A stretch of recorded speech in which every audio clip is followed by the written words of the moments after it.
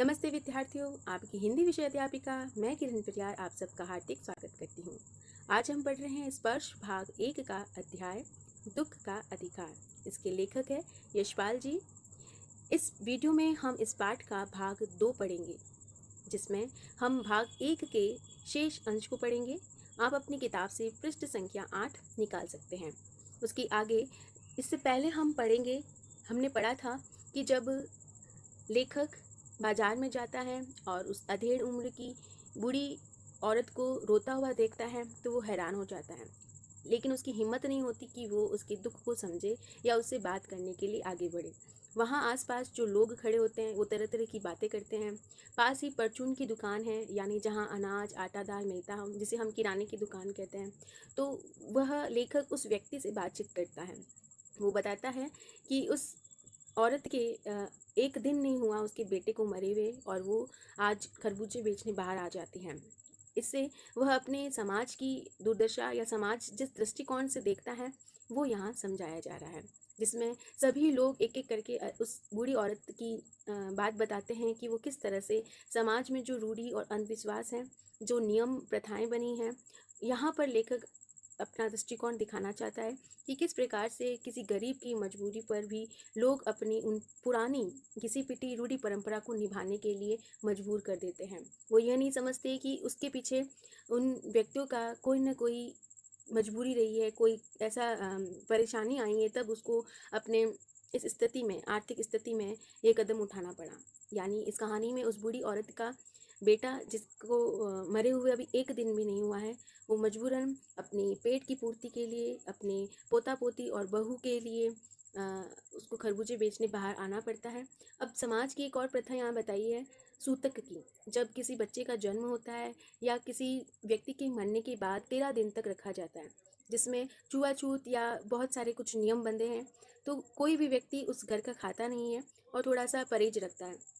तो इन लोगों का, वहाँ मौजूद लोगों का कहना था कि जब सूतक लगा है तो अनजाने में जो ग्राहक आएगा उसको इसकी घटना नहीं पता। तो ये जो धर्म और ईमान की बात है, वो अपना धर्म तो भ्रष्ट करते ही हैं ये वाले लोग, और वो दूसरों के धर्म का भी लिहाज नहीं रखते।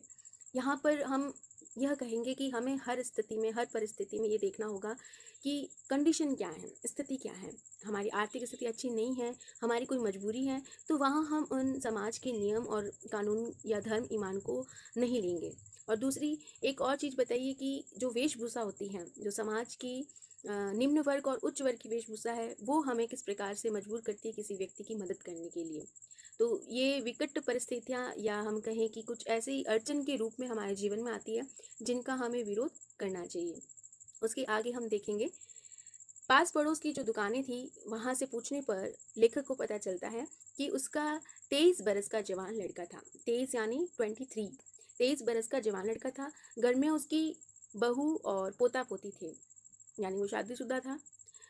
लड़के के बारे में बताया गया है कि लड़का शहर के पास 1.5 बीघा भर जमीन वहाँ थी और वहाँ पर वो कचियारी करके परिवार का निर्वाह करता था। कचियारी करना मतलब खेती में, खेत में, खेत के कुछ हिस्से में वो सब्जियों का उगाने का कार्य करना है ना, उसको कचियारी कहते हैं।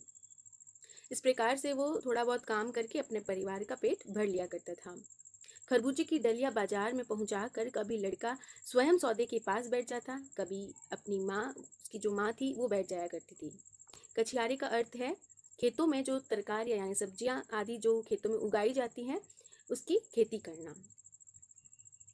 अब इस प्रकार से वो कभी खुद बैठ जाता था सौदे पर और कभी उसकी माँ बैठ जाया करती थी। वो दोनों मिलकर घर परिवार को चलाया करते थे। लड़का परसों ही, यानी जिस दिन की बात है उसके परसों ही क्या हुआ, सुबह मुंह अंधेरा बेले में से पके खरबूजे चुन रहा था। यानी सवेरे सवेरे जब पूरा रोशनी नहीं हुई थी, उस सुबह के समय में वो खरबूजे की जो बेलें थी वहाँ पके खरबूजे को चुन रहा था।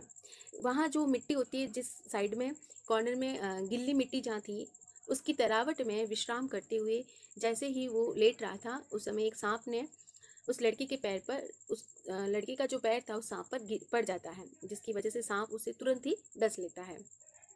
सांप के डस जाने से उसके शरीर पे जहर फैल जाता है। तो लड़के की बूढ़ी माँ जो होती है वो ये बात समझकर बहुत हैरान हो जाती है, पागल जैसी हो जाती है, और वो बावली होकर ओझा को बुला लेती है। ओझा कौन होता है? जो झाड़ फूँक करता है। पहले क्या होता था कि जब किसी घर में किसी की तबीयत खराब हो जाती थी तो वो किसी मंदिर में या किसी से झाड़ फूँक करवा लेती थी, तो झाड़ फूँक करने वाले को ओझा कहते हैं। तो वो उस ओझा को बुला लाए। झाड़ना फूँकना हुआ और नागदेव की उस समय पूजा भी करवाई कि किसी भी तरह से वो ठीक हो जाए। पूजा के लिए दान दक्षिणा चाहिए थी, तो घर में जो कुछ भी आटा, राशन, अनाज पड़ा था वो उस दान दक्षिणा में चला गया। यानी कि कैसे भी रूप में, कैसी भी स्थिति थी, बस किसी भी हाल में उन बूढ़ी औरत को अपने बच्चे की जान बचानी थी। उसने हर एक प्रयास किए, उसने हिम्मत नहीं हारी। यानी हम कह सकते हैं कि वो अधेड़ उम्र की होने के बावजूद भी कैसी थी? साहसी थी। माँ, बहू और बच्चे भगवाना से लिपट लिपट कर रोए। ऐसी स्थिति में बस उन्हें रोना ही आ रहा था। पर भगवाना जो था, जो एक दफ़े चुप हुआ तो फिर न बोला। यानी अब उसके बचने का कोई आसार नहीं है, वो चल बस रहा है। सर्प के विष से उसका सब बदन काला पड़ गया था। जिंदा आदमी नंगा भी रह सकता है, परंतु मुर्दे को नंगा कैसे विदा किया जाए? जब कोई व्यक्ति चला जाता है तो उसको अच्छे से तैयार करके उसके शव पर अच्छा एक नया कपड़ा उड़ाया जाता है। तो ये प्रथा थी। और अब उस मुर्दे को जब विदा किया जा रहा है आखिरी समय में, तो उसे बिना कपड़े कैसे विदा किया जा सकता है? अगर ज़िंदा हो तो वो समझ सकता है, वो कोई भी तरह का संघर्ष कर सकता है उस चीज़ से, लेकिन मुर्दे को हम कैसे विदा कर सकते हैं? उसके लिए तो बजाज की दुकान से नया कपड़ा लाना ही होगा। ये सोचकर बुढ़िया जाती है और ले आती है। चाहे उसके लिए जो माँ के हाथों के जो छन्नी कंगना थे, यानी कि चांदी के बने जो भी आभूषण के रूप में थे, वो उनको बेचने ही पड़ गए। भगवाना परलोक चला गया। घर में जो कुछ चुनी भूसी थी सो उसे विदा करने में चली गई। यानी घर में जो कुछ बचा था वो सब उसको विदा करने में लग गया। बाप नहीं रहा तो क्या? लड़के सुबह उठते ही भूख से बिलबिलाने लगे। यानी बच्चे थे और भूख थी, सहन नहीं हो पा रही थी। अब ऐसे में बच्चे कितना सहन करते? तो सुबह होते ही वो फिर से बिलबिलाने लगे, भूखे मारे चिल्लाने लगे। दादी ने उन्हें खाने के लिए खरबूजे दे दिए। जो बचे थे खरबूजे वो उनको दिए, लेकिन अब बहू को क्या देती? बहू का उस समय जो बदन था वो बुखार से तवे की तरह तप रहा था। अब बेटे के बिना बुढ़िया को दुअन्नी चवन्नी भी कौन उधार देता? अगर किसी से उधार मांगने जाती है तो उस व्यक्ति को पता होता है कि वापस मुझे मिल सकता है, इसके पीछे बेटा है, वो कमा के ला के दे सकता है। लेकिन उस बूढ़ी औरत का क्या भरोसा? उसके पीछे तो अब बेटा भी नहीं रहा, तो उसका उधार अब कैसे चुकेगा? इसलिए लोग भी उसे उधार नहीं दे पा रहे थे। उसका हाल बहुत ही बेहाल हो रहा था, कुछ समझ नहीं आ रहा था। लेकिन बुढ़िया ने हिम्मत रखी। ऐसे समय में वो क्या करती है देखो। बुढ़िया रोते रोते और आंखें पहुँचते पहुँचते भगवाना के बटोरे हुए जो खरबूजे थे उस डलिया में समेट कर बाजार की ओर चली। और कोई उसका चारा भी नहीं था। बुढ़िया खरबूजे बेचने का साहस करके आई थी वहाँ उस बाजार में, परंतु सिर पर चादर लपेटे, सिर को घुटने पर टिकाए हुए फपक फपक कर रो रही थी। घर की परिस्थिति ऐसी, हालत ऐसे में मजबूरन उसको बाहर खरबूजे बेचने आना पड़ा, क्योंकि जो बाकी व्यक्ति घर में बचे हैं, सदस्य बचे हैं, उनका ख्याल भी उसे रखना है। उनकी भूख की तड़प उनसे देखी नहीं जा रही थी, इस कारण मजबूरन उसे आना पड़ा। क्योंकि समाज के लोग तो उसकी मदद करने से रहे, उसको उधार भी नहीं दे रहे थे। तो ये गरीब व्यक्ति की दशा, व्यथा, पीड़ा को यहाँ पर लेखक बहुत अच्छे से समझा रहा है, जो आज भी हम समाज में देख रहे हैं। वो इस प्रकार से फफक फफक कर रो पड़ती है। और कल जिसका बेटा चल बसा, आज वह बाजार में सौदे बेचने चली आई है। हाय रे पत्थर दिल, ये बात उस समाज के हृदय को कह रहे हैं जो समझ कर भी अपने अपने छाती पर पत्थर रखे हैं। कितना कमज़ोर है उसका दिल, जो ऐसे व्यक्ति की सही समय पर परवाह नहीं कर रहा है या कुछ आगे बढ़कर मदद नहीं कर रहा है। उस पुत्र वियोगिनी बड़ी अभागी बुढ़िया थी, तो हम उसको पुत्र वियोगिनी की बात कहेंगे कि उसके दुख का अंदाज़ा लगाने के लिए पिछले साल अपने पड़ोस में पुत्र की मृत्यु से दुखी माता की बात सोचने लगा। यानी वो लेखक इस बुढ़िया की घटना के बारे में जानकर उसको याद आता है कि जो साल चल रहा है उसके पिछले ही साल हुआ था एक ऐसा, और कि जहाँ लेखक रहते हैं उसके पड़ोस में एक औरत थी जो कि संभ्रांत महिला थी। संभ्रांत महिला का अर्थ है सम्मानित या प्रतिष्ठित, जो उच्च वर्ग की महिला है। अब दोनों वर्ग की महिलाओं के दुख को वो समझ रहा है और उनमें आपस में भेद देख रहा है कि क्या फ़र्क है। उस महिला के जो पुत्र थी उसकी मृत्यु हो चुकी थी और वो जो औरत थी वो 2.5 मास तक पलंग से न उठी। सब लोग उसके लिए ढांढस बनाने आते थे, भीड़ लगी रहती थी, शोक का मातम का माहौल था, सब उसको सांत्वना देने आते थे। अब वो कौन सा वर्ग की थी, वो उच्च वर्ग की थी, बस फ़र्क यही है। और लोगों का दृष्टिकोण देखो, अब उसके लिए दुख दुख है, लेकिन गरीब महिला के लिए दुख कुछ नहीं। उन्हें उसके ऊपर भी उसको ताने सुनने को मिल रहे लोगों के, संभालना तो दूर रहा। और उस महिला के जो कि 2.5 महीने से पलंग से नहीं उठी थी, उन्हें 15-15 मिनट बाद पुत्र वियोग में मूर्छा आ जाती थी और मूर्छा न आने की अवस्था में आंखों से आंसू न रुक पाते थे। यानी उसके दुख में वो या तो बेहोश हो जाती थी और जब वो उसको होश आता तो वो कुछ क्षण के लिए भी अपने आंसू को नहीं रोक पाती थी। दो दो जो डॉक्टर थे वो हर दम उसके सिरहाने बैठे रहते थे। हर दम सिर पर बर्फ रखी जाती थी। शहर भर के लोग उससे मिलने आते थे, उसका मन हल्का करने आते थे। तो उस पुत्र शोक में द्रवित हो उठा था पूरा शहर। द्रवित द्रवित यानी दया से पसीज गया था कि हाय उस अभागी महिला पर कितना बड़ा दुख आ पड़ा है, कम से कम हम उससे मिलने जाए, उसका दुख बटोरे। इस तरह से ढांढस पहुंचाने के लिए वो इकट्ठा हो जाते थे। और यहाँ जो लोग उन्हें जानते हैं, समझते हैं, उसको पूछने की बजाय उस पर हंस रहे हैं, तरह तरह की बातें कर रहे हैं। तो यही फ़र्क है एक अमीर और गरीब में। इस प्रकार से उस बुढ़िया का दुख यहाँ देखने लायक था, जो कि समाज के दृष्टिकोण को अच्छी तरह से दिखा रहा था। अब लेखक कह रहा है कि जब मन को सूझ का कोई रास्ता नहीं मिला तो बेचैनी से कदम तेज हो गए। अब लेखक ये सब समझ कर जब ख्याल आया तो उसको समझ नहीं आ रहा था कि क्या करे, और उसको लगा कि यहाँ से चल जाना चाहिए। और जैसे ही वो तेज़ी से वहाँ से निकलता है, उसी हालत में नाक ऊपर उठाए राह चलतों से ठोकर खाता हुआ वो वहाँ से चला जा रहा है और सोच रहा है कि शोक करने, गम मनाने के लिए भी सहूलियत होनी चाहिए और दुख होने का भी एक अधिकार होता है। वो अधिकार किसको है? सिर्फ और सिर्फ अमीर वर्ग के लोगों को है, गरीब वर्ग के लोगों को समाज नहीं देता है।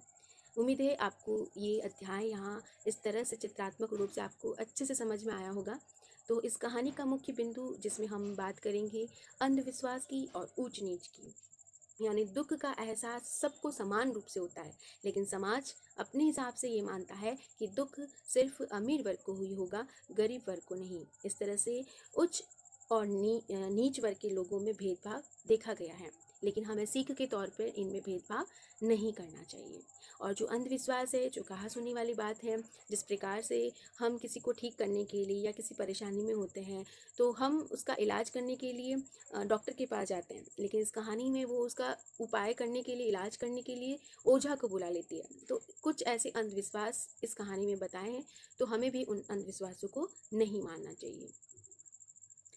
यहाँ पर जैसे बताया है कि अमीर लोगों के पास दुख मनाने का समय और सुविधाएं भी है, बहुत महीने तक वो छुट्टी भी ले लेते हैं, कई शहर के कई तमाम लोग उनसे मिलने आ जाते हैं।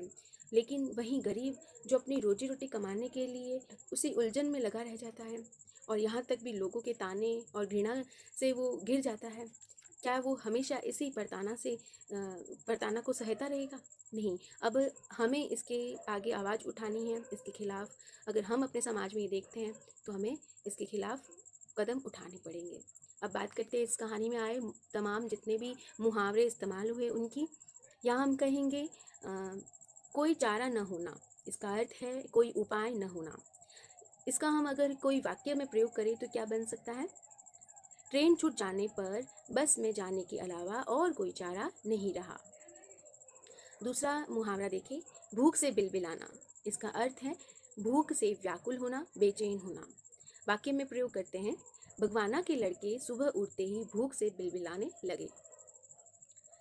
शब्द समूह यानी हम देखेंगे जैसे शब्द आया है फफक, फफक कर। इसका हम शब्दों का एक समूह बना है। इसका वाक्य प्रयोग देखें, शादी के बाद विदाई के समय मीना फफक फफक कर रो पड़ी, या अधेड़ उम्र की वृद्धा अपने जवान बेटे की मृत्यु से फफक फफक कर रो पड़ी। दूसरा देखें, तड़प तड़प कर। इसका भी ये भी शब्द समूह है। इसका वाक्य प्रयोग देखें, पानी में विषैला पदार्थ मिल जाने से सभी मछलियाँ तड़प तड़प कर मर गई। दूसरा, आपको यहाँ आएंगे शब्द युग्म, यानी दो शब्दों की जोड़ी के रूप में। शब्द युग्म ऐसे शब्द जोड़े होते हैं जिनके प्रत्येक शब्द का अपना अलग अलग अर्थ होता है, लेकिन इन्हें जोड़ों में एक साथ बोले जाने पर इनके अर्थ बदल जाते हैं। जैसे मकान बनाने में उसका छन्नी ककना तक बिक गया, यानी चांदी के वो जेवर जो सब कुछ थे वो बिक जाते हैं। दूसरा है, इस बार खेतों में उपजा धान 2.5 मास ही हमारा पेट भर सकेगा, यानी 2.5 मास यानी 2.5 महीने तक ही हमारा पेट भर सकेगा। ये क्या है? ये ऐसे युग्म शब्द हैं जो जोड़ी में हम इसको देख सकते हैं। देशज शब्द, देशज शब्द जैसे आम बोलचाल की भाषा में इसको हम अपनी भाषा में प्रयोग करते हैं। ये शब्द देशज शब्द कहलाते हैं जो अपने क्षेत्र अपने देश के शब्द हो। जैसे सूतक, जिसका अर्थ है छूत, घर पर किसी की मृत्यु हो जाने पर सूतक लग जाता है, उसे हम क्या कहेंगे? छूत लग जाना। दूसरा शब्द है कचियारी, यानी खेतों में तरकारियां बोना। इसका वाक्य में प्रयोग होगा, भगवाना शहर में कचियारी करके परिवार का पेट भरता था। दूसरा शब्द है लुगाई, लुगाई यानी पत्नी। और खसम, खसम का अर्थ होता है पति। इस प्रकार से आपकी किताब में कुछ शब्दार्थ दिए गए हैं। इन शब्दार्थ को आज ही अपनी अभ्यास पुस्तिका में ध्यानपूर्वक लिख लीजिएगा। फिर मिलते हैं हम एक नए भाग में। तब तक खुश रहे, स्वस्थ रहे, मस्त रहे। धन्यवाद।